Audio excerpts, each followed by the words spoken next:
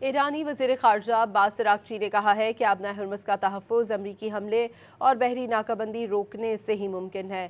عباس اراغچی نے جرمن وزیر خارجہ یوہان سے ٹیلی فون پر گفتگو کے دوران کہا کہ آبنۂ ہرمز میں محفوظ آمد و رفت کی بحالی کے لیے امریکی حملوں اور بحری ناکہ بندی کا خاتمہ ضروری ہے۔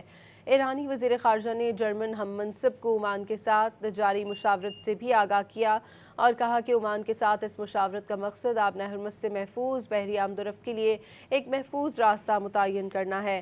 عباس اراغچی نے کہا کہ آبنۂ ہرمز میں پیدا ہونے والی بدامنی کی واحد وجہ ایران کے خلاف امریکہ اور اسرائیل کی فوجی جارحیت ہے۔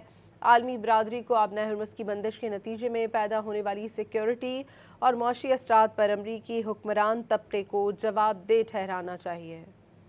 عباس اراغچی نے کہا کہ آبنۂ ہرمز میں پیدا ہونے والی بدامنی کی واحد وجہ ایران کے خلاف امریکہ اور اسرائیل کی فوجی جارحیت ہے۔